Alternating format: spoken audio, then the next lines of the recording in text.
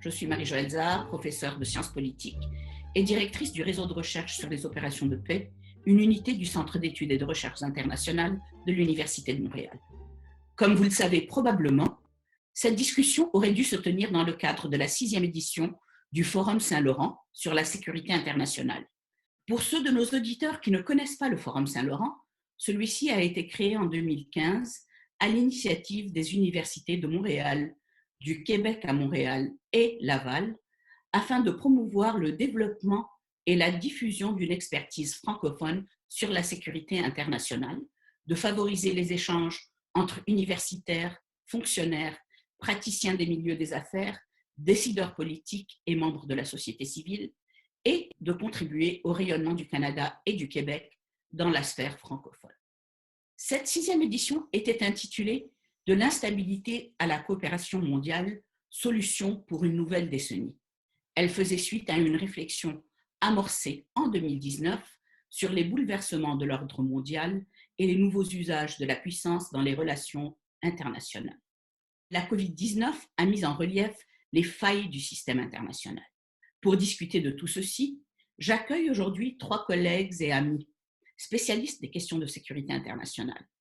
Il s'agit tout d'abord de Jennifer Welsh, titulaire de la chaire de recherche Canada 150 sur la gouvernance globale et la sécurité à l'Université McGill et chercheur senior à Somerville College à l'Université d'Oxford. Anciennement conseillère spéciale du secrétaire général des Nations Unies, Ban Ki-moon, sur la responsabilité de protéger.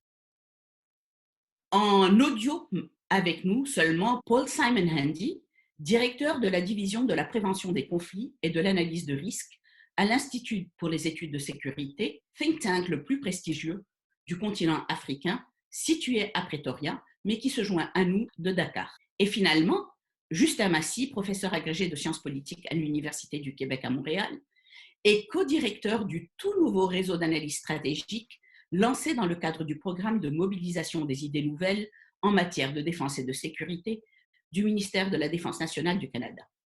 Donc, bonjour à vous 3, merci beaucoup de bien vouloir vous joindre à moi ce matin. Je sais que ce n'est pas toujours évident de faire du télétravail de la maison. Comme je viens de le mentionner, les bouleversements de notre monde ne peuvent pas tous être imputés à la crise sanitaire que nous vivons. L'ordre multilatéral était déjà bien malmené avant mars 2020, notamment, mais pas uniquement, par les luttes entre les grandes puissances. Et je voudrais commencer notre discussion en vous demandant de penser à l'avant-Covid-19. Si vous vous projetez en arrière, comment auriez-vous décrit au début de l'année 2020 les grandes tendances et les défis en termes de sécurité internationale? Et je commencerai peut-être avec toi, Jennifer. Wow! Certains jours, il est très difficile de penser au monde avant, parce qu'on parle toujours de le monde après. Vous avez tout à fait raison de dire que l'ordre multilatéral subissait des tensions importantes avant COVID-19 et dans certains cas était gravement défectueux. En particulier si nous pensons à la paralysie au sein du Conseil de sécurité des Nations Unies et à son échec absolu à faire face à la guerre en Syrie. Il y avait au moins 3 problèmes principaux auxquels était confronté l'ordre multilatéral avant COVID. Premièrement, l'incapacité du système multilatéral à faire face aux changements profonds de pouvoir. Deuxièmement, le déclin de l'efficacité des institutions multilatérales et l'impasse fréquente dans les processus multilatéraux. Et troisièmement, le déclin de la légitimité de la coopération internationale face aux défis populistes. Alors, je vais continuer en anglais pour le moment. First, the reconfiguration of power globally. The first and most familiar manifestation of this is the rebalancing of power between Western states and non-Western states, particularly within Asia. So while the US remains significant globally, economically, militarily, its relative position is weakening.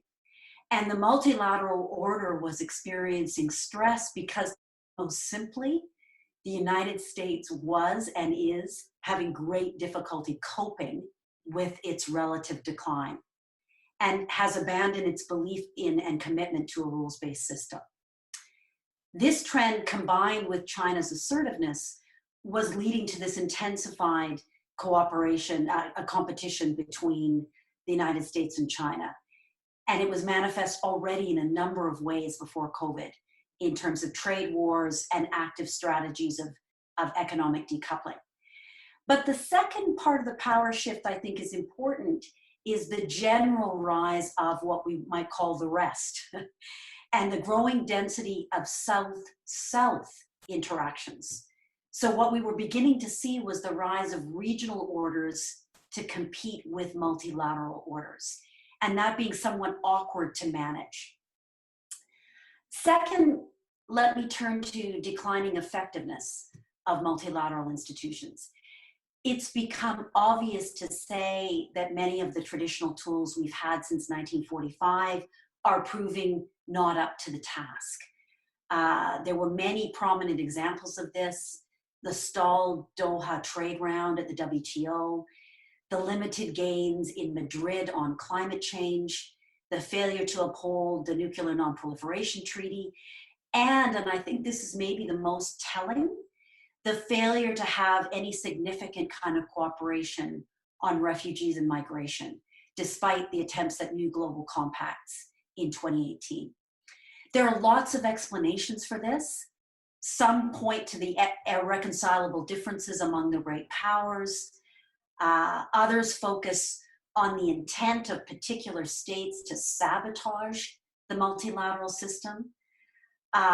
We can also point to the weak enforcement provisions that we have in the multilateral institutions, no way of holding rule breakers to account, or we can simply focus on the very clunky multilateral processes that we have that don't match the fast-paced global problems we face, or the fact that those problems are much more expansive, not just because they involve a bigger group of countries, but because they extend more deeply inside countries.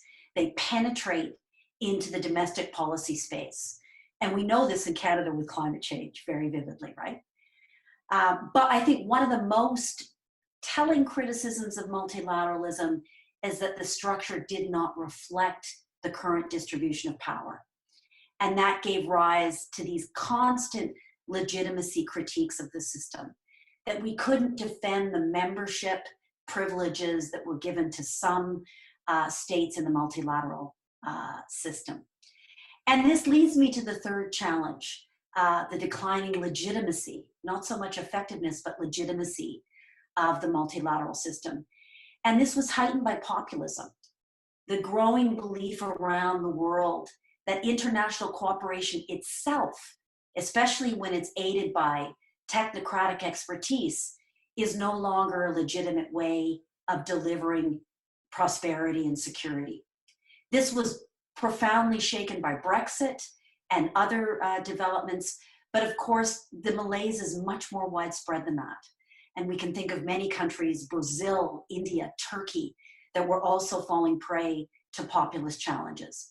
But it's, of course, extremely prevalent in the US, where the current suspicion of globalism within the political elite and the mantra of America First was running counter to many of the impulses and ideas that inspired the creation of our multilateral system. So those are my trois problèmes principaux.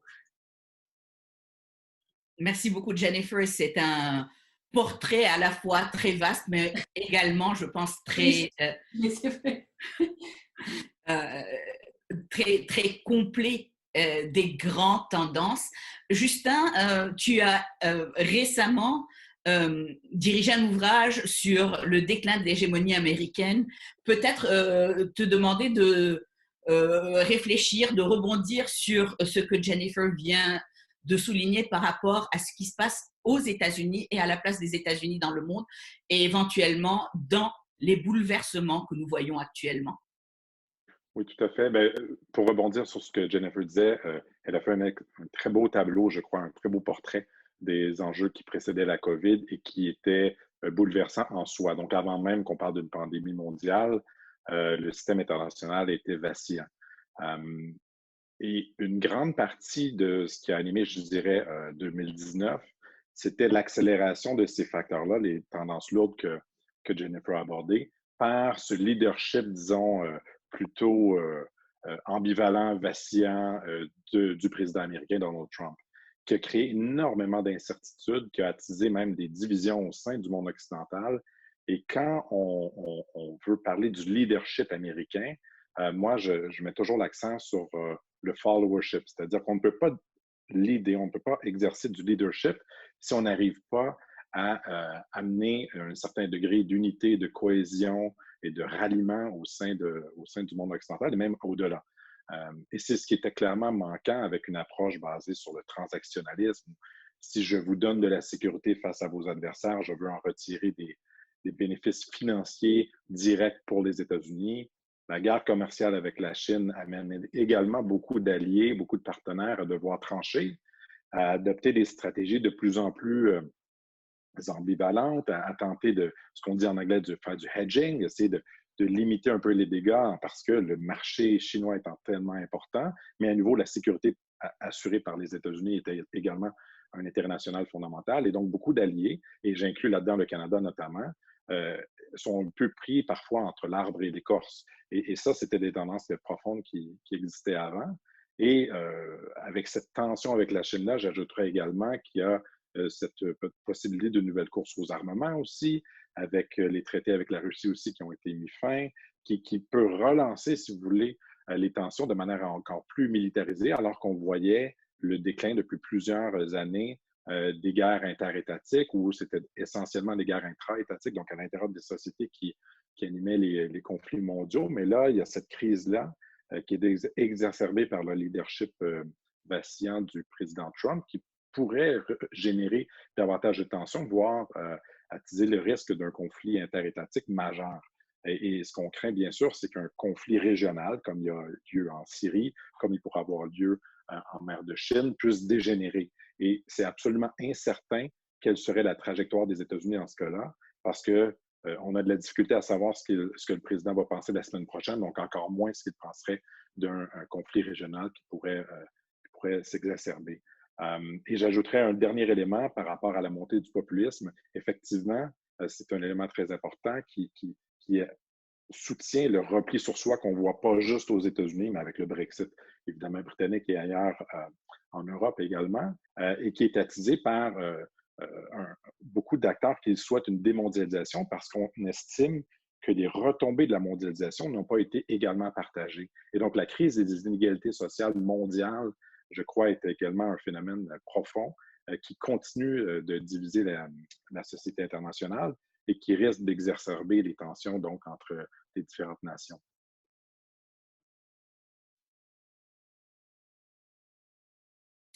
Merci beaucoup, Justin. Paul Simon, je vais peut-être me tourner vers toi. Le continent africain est souvent le théâtre sur lequel se jouent les tensions internationales. Il connaît depuis quelques années une présence et une politique assez agressive de la Chine qui cherche à courtiser les pays africains, qui est devenu pour certains le premier bailleur de fonds étrangers. C'est également un continent qui a beaucoup souffert à sa manière de la paralysie du Conseil de sécurité dont parle Jennifer, mais également un endroit où un régime de sécurité collectif régional a cherché à pallier un peu aux déficiences ou bien au manque du système international tel qu'il se présente aujourd'hui. Comment vois-tu les choses de Dakar où tu es actuellement? Alors, mais, un peu comme les deux collègues, je vois un monde de plus en plus globalisé, avec plus d'interdépendance, mais naturellement des réponses qui restent très souvent nationales à cette tendance lourde de la transnationalité des menaces qui sont globales. Hein. Le changement climatique, l'extrémisme violent, la criminalité organisée sont bien des menaces, et même de plus en plus la cybercriminalité, sont bien des menaces qui vont bien au-delà de la géographie. Mais les réponses semblent être relativement dépassées. On peut parler de décalage entre la mondialisation des processus tels qu'on la connaît, le développement des technologies et tout, et la crise finalement de la gestion de cette mondialisation-là. En clair, des réponses étrangement nationales à des problèmes transnationaux. Et on voit aussi quand même aussi, tu parlais de la crise de l'Union africaine, du fait qu'elle a installé des régimes de sécurité collective qui pallient à l'absence ou alors à la vigueur des régimes nationaux. Mais on voit aussi quand même de l'autre côté la crise d'un régime transnational, l'Union européenne. Une crise qui prédate l'arrivée du Covid. C'est quand même l'un des plus grands projets de gouvernance supranationale que la crise du Covid-19 est venue ébranler et qui pose des problèmes même sur le modèle, même celui qu'on voit en Afrique. Et bien sûr, on voit aussi la politisation des migrations et un essor considérable. Mais moi, j'aimerais quand même ajouter à ça deux autres éléments qui… je suis africain, tu parlais des crises en Afrique, mais il y a une crise du maintien de la paix qui a aussi de la peine. Ça rejoint un peu la discussion sur la crise de légitimité au Conseil de sécurité des Nations Unies, mais il y a aussi une crise du maintien de la paix qui a de la peine à s'adapter à la nouvelle donne qu'on a décrite. Des menaces qui sont de plus en plus transnationales, mais des mandats de maintien de la paix qui restent très nationaux. Et puis, pour terminer, il y a quand même aussi la crise et les difficultés de l'Occident à se penser autrement que comme la référence du monde. Et c'est ce qui a été traduit plusieurs fois aussi dans les différences entre l'Occident et les autres. Et là, pour l'Occident, c'est véritablement aussi un terrain assez inconnu. Nous sommes véritablement en face de ce qu'on pourrait appeler une surprise stratégique. Merci beaucoup, Paul Simon. Bon, à vous trois, vous nous avez quand même brossé un tableau assez complexe, plein de défis. Et aujourd'hui, s'y ajoute un autre, tellement grand que, comme Jennifer l'a dit au début, il est parfois difficile de revenir en arrière et de se rappeler à quoi ressemblait le monde avant la COVID. J'aimerais vous demander quel impact, selon vous, la COVID aura-t-elle sur l'ordre multilatéral et sur la sécurité internationale? Paul Simon, peut-être commencer par toi et te demander, puisque tu en as déjà parlé, penses-tu qu'elle va encore approfondir ce paradoxe dont tu nous as fait part, à savoir des problèmes globaux et des réponses très nationales, ou bien penses-tu que c'est une opportunité pour peut-être la renégociation d'un multilatéralisme revigoré? Alors, je pense que peut-être que nous sommes dans un champ, et je ne voudrais pas faire ce qu'on appelle en anglais du wishful thinking, mais je crois véritablement que c'est une opportunité. Les États, les sociétés civiles ont tous été pris au dépourvu par cette crise, même s'il y a eu beaucoup de travaux d'experts en prospective sur les pandémies.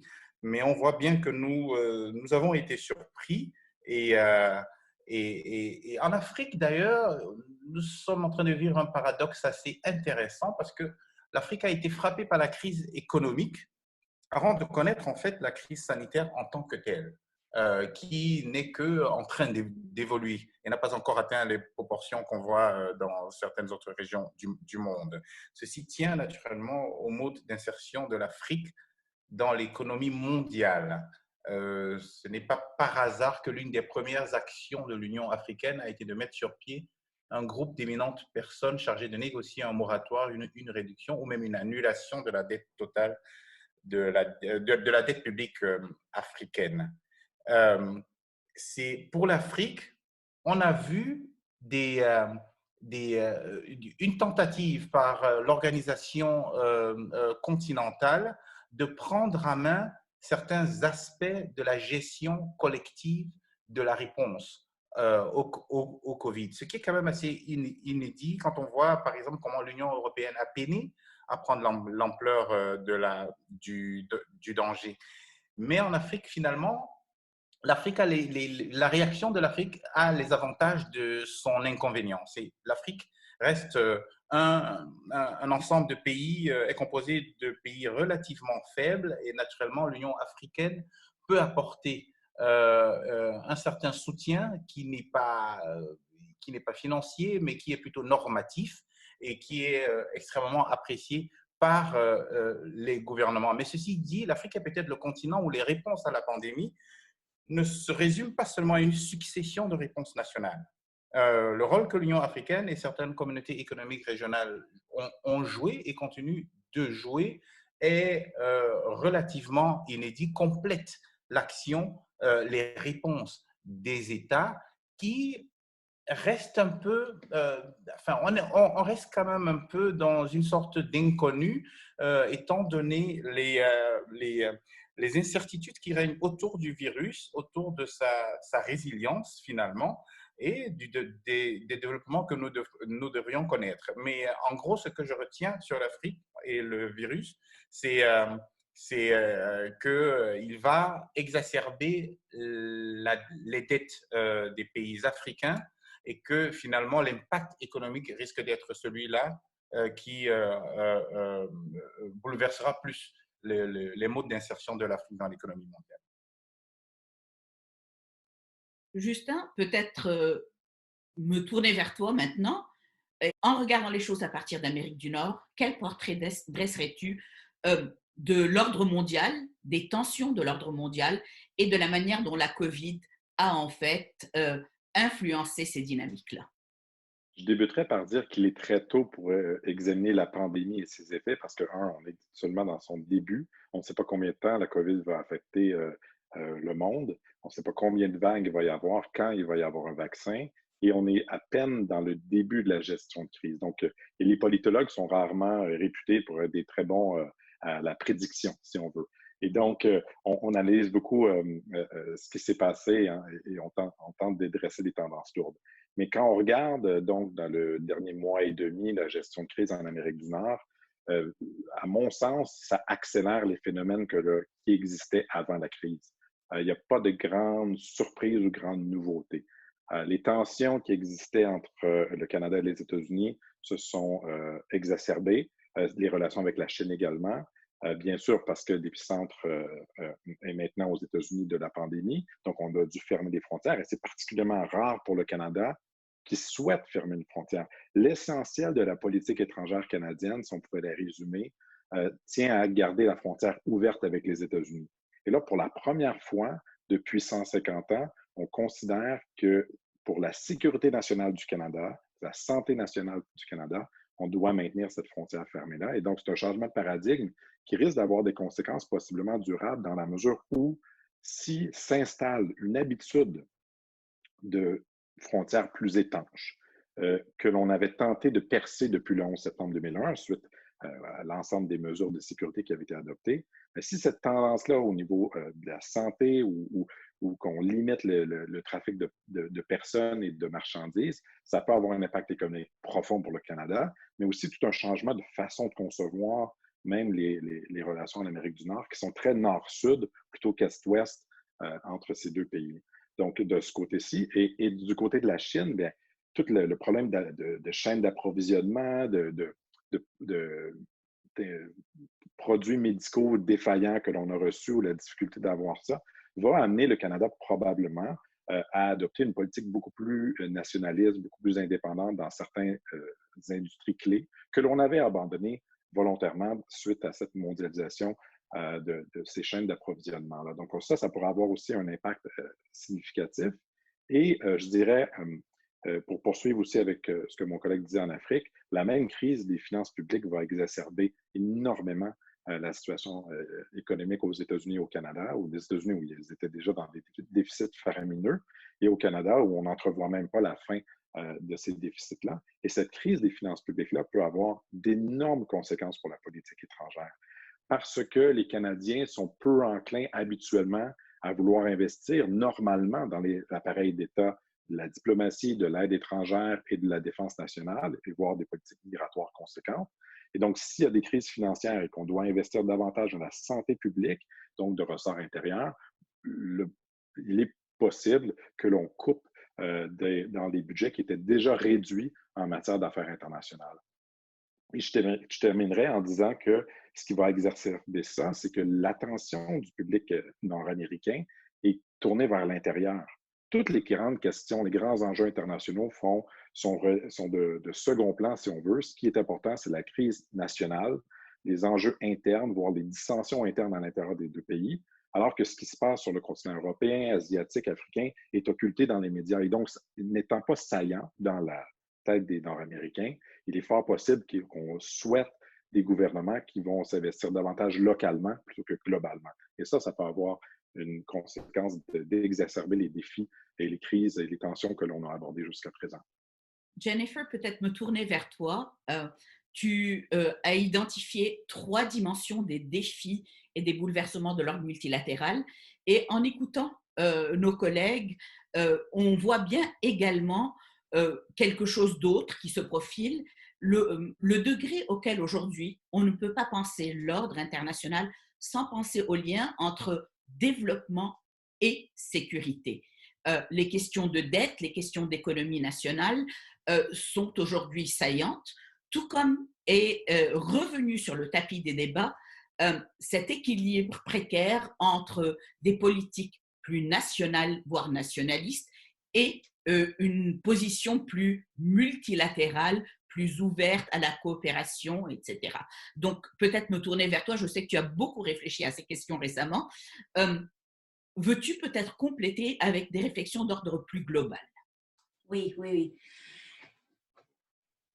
It's interesting just to begin with the reflection that when our multilateral order post-1945 was built, it was because international phenomenon had crept so closely to touch the national interests of major states, most notably the United States, which was pulled out of isolation into creating the multilateral system. And so, once again, we face a similar situation in which the question is, are those tendencies which turn countries inward going to be challenged by the very nature of the problems we face that are global collective action problems? And if so, which of those do we address and how do we address them? So if you look at COVID's impact on some of the existing institutions, in many ways it's exacerbated the problems that I outlined. The Security Council, for example, has been unable to discuss COVID as a matter of international peace and security, which shows you the very difficulty we have in the heart of the UN system, that those threats to peace and security are once again being defined so narrowly by the great powers. We have the body that was created to address global health problems, the WHO, facing a profound legitimacy challenge.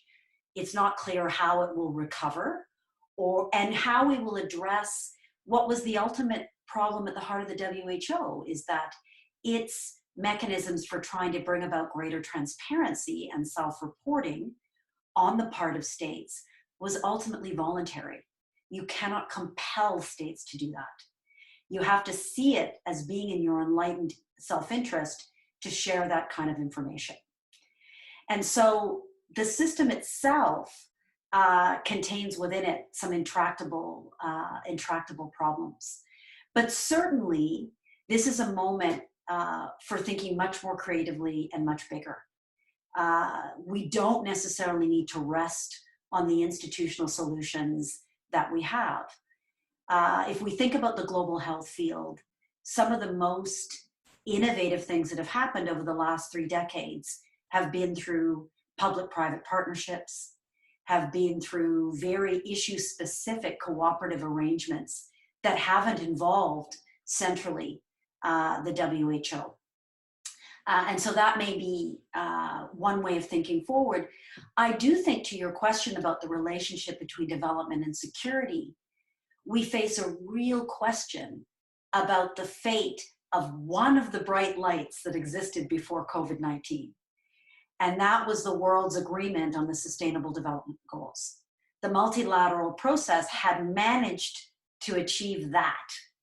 But what do we do now with the SDGs and the SDG process, given the decimation of economies from COVID-19? How will we rethink the SDGs? And I would start there because they represented a coalition of actors that didn't include only sovereign states, but civil society, as Paul was talking about.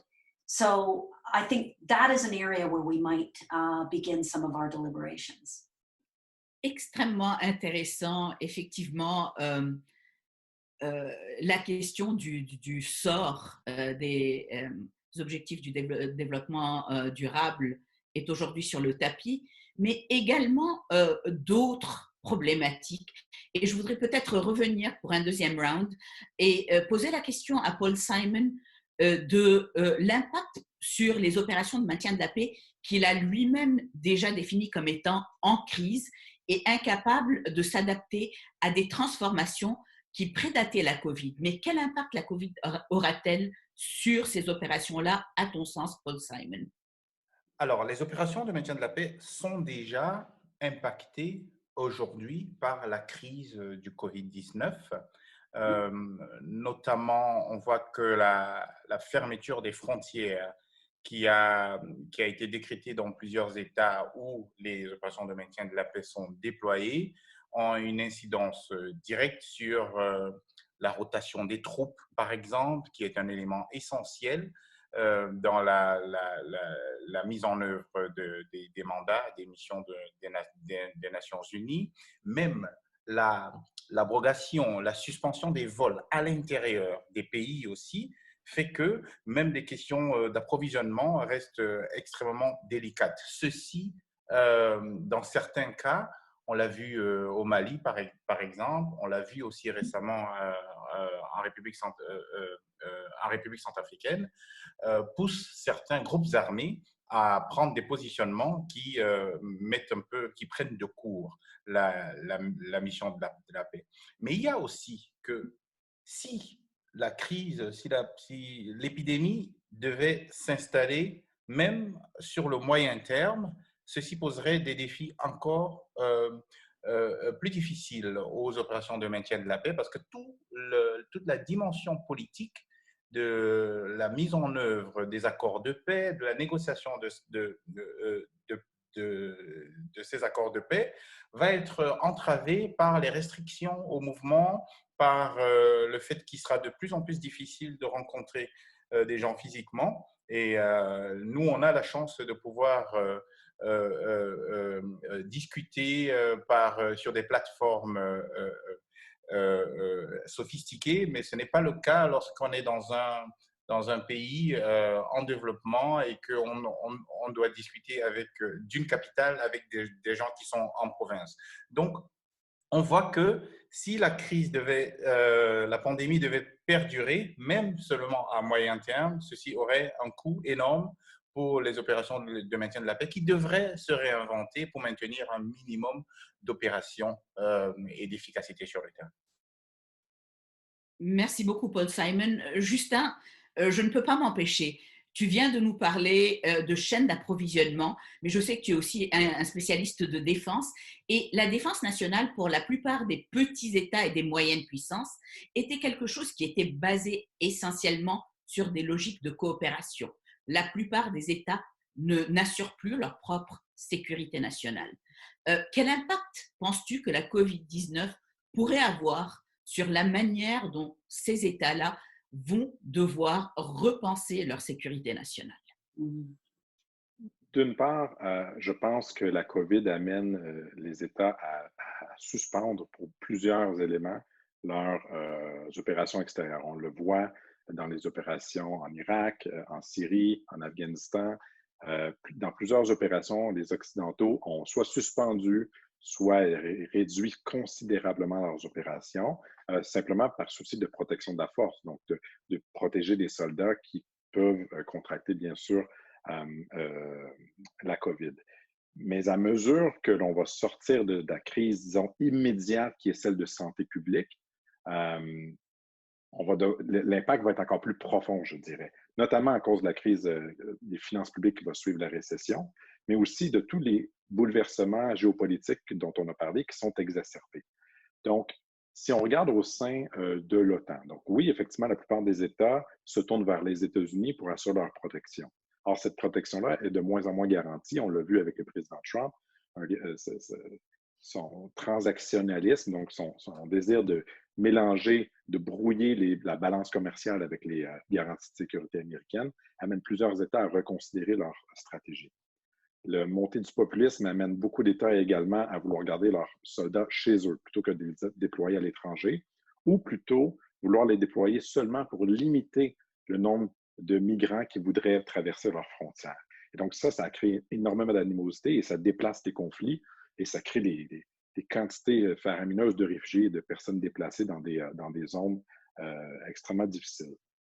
Du côté de l'Asie, plusieurs États sont plutôt amenés à vouloir améliorer leurs relations avec la Chine, sachant que la sécurité offerte par les États-Unis n'est plus aussi garantie qu'elle était par le passé.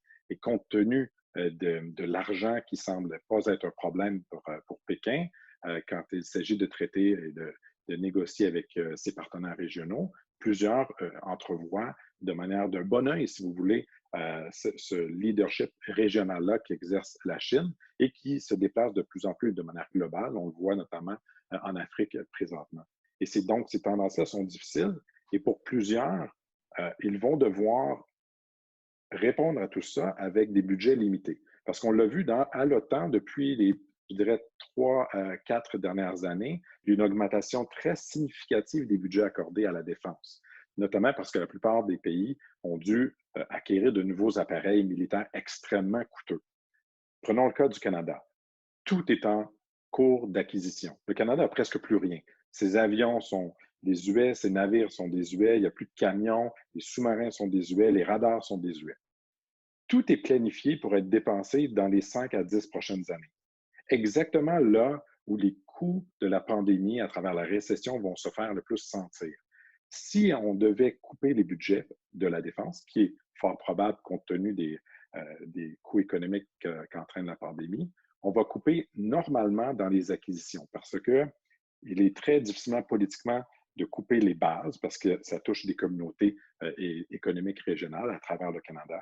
C'est difficile de couper le personnel parce qu'il y a déjà très peu de gens qui font partie des forces canadiennes. Et donc, habituellement, où est-ce qu'on coupe? Ce sont dans les opérations, donc une réduction de la capacité à contribuer à la sécurité internationale d'un côté, et de l'autre côté, réduire, bien sûr, ce qui coûte le plus cher, les nouveaux appareils. Donc, on peut s'attendre à ce que pour plusieurs États qui soient dans la même situation que le Canada, réduisent leur capacité, donc non seulement à court terme de contribuer, mais également à long terme, parce que n'ayant plus investi dans des infrastructures, dans des appareils, dans des radars, dans des navires, etc., on n'aura plus la capacité de se déployer à l'étranger aussi grande qu'on l'avait auparavant. Et donc, c'est un impact qui peut être beaucoup plus long que la suspension, disons, immédiate que l'on constate présentement dans la lutte contre la COVID. Merci, Justin. Merci à vous trois pour ces portraits. J'ai la chance aujourd'hui de m'entretenir avec des collègues qui, comme moi, sont soucieux non pas juste d'analyser, mais également de réfléchir à proposer et mettre en œuvre des solutions, même si, comme tu le disais tout à l'heure, Justin, la COVID, ce n'est pas encore terminé et nous sommes actuellement en train de réfléchir à chaud. Mais je vais quand même vous demander de vous livrer à cet exercice et de passer en mode recommandation. Si vous deviez aujourd'hui faire une recommandation, que ce soit au gouvernement canadien, à l'Union africaine, aux Nations unies, de quelque chose qu'on devrait faire ou bien de quelque chose qu'on devrait absolument éviter de faire, quelles seraient vos suggestions? Et Justin, comme tu viens d'assumer la direction de ce nouveau réseau d'analyse stratégique qui a pour vocation justement de faire le lien entre analyse et pratique, je vais peut-être commencer par toi. Je pense que le plus grand défi sera de réconcilier les grandes puissances. Parce que la dysfonction dont Jennifer parlait au Conseil de sécurité reste une dissension entre 5 États principalement et 2 ou 3 en particulier. Et c'est extrêmement difficile de surmonter cette crise-là. Et habituellement, ce qu'on aurait souhaité, c'est que les États, disons, secondaires qui assurent l'ordre international libéral puissent contribuer ou compenser par le leadership vacillant des États-Unis, peut-être l'affirmation militaire russe qui tente toujours de brouiller les cartes et d'y aller avec des intérêts très, très à court terme, et la Chine qui progressivement étend son influence. Ça place beaucoup de pays, que ce soit les membres non permanents au Conseil de sécurité des Nations unies, mais plusieurs autres pays, disons, du G20, dans une situation difficile. Et ce qu'on voit dans les derniers sommets, c'est une difficulté de réconcilier les positions. Or, c'est clé pour moi. Il faut réussir à réconcilier les positions. Il faut tenter de mettre de l'eau dans le vin de chacune des grandes puissances. Il faut, par exemple, reconnaître plus concrètement que la Chine a des intérêts pour sa sécurité régionale sur sa périphérie, de ne pas voir nécessairement toute présence militaire chinoise qui s'accroît bien sûr en mer de Chine notamment, comme étant une menace directe aux États-Unis et à l'hégémonie américaine, parce que si c'est le cas, ça entraîne une course aux armements et possiblement un conflit régional. Et de l'autre côté, la Chine doit reconnaître certains intérêts et certains avantages américains pour ne pas toujours concevoir que quand l'on perçoit une intrusion chinoise dans le 5G, par exemple, au niveau technologique ou dans les acquisitions d'industries pétrolières ou minières, que c'est légitime de dire non à la Chine si on n'a pas les mêmes, disons, une mutualisation des accès. Parce que d'un côté, la Chine souhaite investir les marchés occidentaux, mais de l'autre côté, refuse la chose pareille à ses investisseurs étrangers en mettant toutes sortes de conditions pour les investissements des Occidentaux en Chine. Il faut trouver cet équilibre-là entre les deux au niveau commercial et au niveau sécuritaire pour tenter d'assurer une certaine concertation, un certain leadership conjoint, si vous voulez, qui n'est pas dicté par deux puissances, mais dont les autres puissances doivent trouver ce terrain d'entente-là pour faciliter cette gouvernance mondiale-là. Donc, je retiens que les pays doivent mettre un peu d'eau dans leur vin et essayer de travailler de concert en reconnaissant les intérêts des uns et des autres. Paul Simon, si tu devais de ton côté peut-être te projeter et recommander que ça soit à l'Union africaine, voire aux Nations unies, quoi faire ou quoi ne pas faire, en pensant particulièrement à des recommandations qui pourraient influencer le cours des choses en termes d'ordre et de sécurité internationale. Quels seraient tes terrains de prédilection? Alors, clairement, il faut des réponses communes et globales. Cette crise vient nous rappeler combien nous sommes tous dans le même bateau, que la seule sécurité est humaine, comme nous le disait le Programme des Nations Unies pour le développement en 1994. Cette crise nous rappelle que c'était loin d'être seulement un slogan. La sécurité est humaine et il faut des cadres adéquats pour y faire face. Paradoxalement, ceci peut être un plaidoyer, un argument pour plus d'ONU, mais la question est de savoir quelle ONU, certainement pas celle dont Jennifer a admirablement décrit la crise de légitimité actuelle, notamment lorsqu'il s'agit du Conseil de sécurité.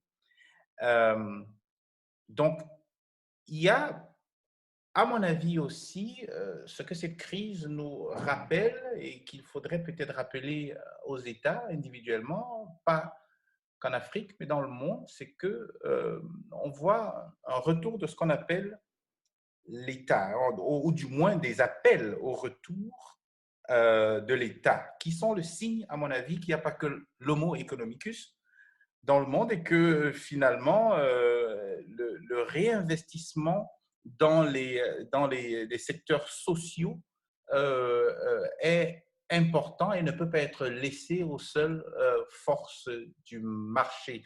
Dans plusieurs États occidentaux, on a vu que les systèmes de santé étaient en crise, notamment en raison d'une privatisation avancée. Et aujourd'hui, il faut, ça se voit, et je pense que c'est un constat qu'on peut faire pour le monde entier, il faut réinvestir les domaines de la santé, parce que la santé publique ne peut pas être laissée seulement aux forces libérales. Et plus près de moi ici, en Afrique, je pense que l'Afrique se rend compte se rend compte une fois de plus de son extrême dépendance. On voit que quand la Chine éternue, l'Afrique prend froid. Et quand le reste du monde attrape aussi ce froid, et l'Afrique en vient à faire un peu de mendicité internationale sur la question de la dette. Donc, à mon avis, là, un rôle accru de certaines institutions, mais aussi, j'ai bien aimé l'idée de Jennifer d'être créatif à trouver de nouvelles formes de coopération internationale qui ne passent pas forcément par les structures rigides des organisations internationales qui, finalement, sont émasculées par ceux-là même qui sont, ces États-là même qui sont supposés les faire vivre. Jennifer, je vais me tourner vers toi. Moi. Tu as déjà eu l'oreille de dirigeants à l'échelle nationale et internationale. Si aujourd'hui, tu pouvais chuchoter à l'oreille de ces dirigeants-là des conseils, des recommandations, quelles seraient-elles? Et si tu as des pistes pour la créativité que tu voudrais partager, quelles seraient ces pistes-là? Merci. I will slightly cheat in that I have one recommendation with 3 parts. And that is Canada's last international policy statement was written just after the events of September the 11th. It's more than a decade old. It's time for a very, very hard-headed and strategic look by Canada at how it wants to face this new world. And my overall recommendation is that it needs to stop lurching from crisis to crisis, which it has been doing understandably over the last 6 months, but also turn off the autopilot in terms of operating with old mindsets about what the multilateral order looks like. I think there's 3 choices that Canada needs to make within that. That firstly is what posture it wants to adopt towards the multilateral order. Will it essentially be a country that is a system maintenance country that wants to keep the multilateral system floating? Does it want to reform existing institutions, or does it want to focus primarily on a series of key bilateral relationships, issue by issue? I think the one thing Canada needs to do within this is stop talking about preservation of the rules-based international order and talk instead about a rules-based international order. And there's a big difference between the and a. And as my colleagues have said, the suggests it's one where Canada is an active reformer and lets go of some of the status quo. The second choice it needs to make, and Marie-Joëlle, I think this is very close to your own interests, is how much we want to be involved in the prevention of conflict, or merely a country that, depending on how it wants to use its very meager resources, is only in the business of humanitarian assistance and the odd contribution to peacekeeping, which will be very different. Does it want to seriously invest in the prevention of conflict?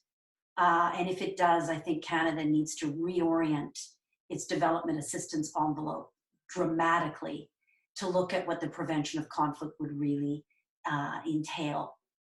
And then lastly, what posture do we want to adopt towards the United States?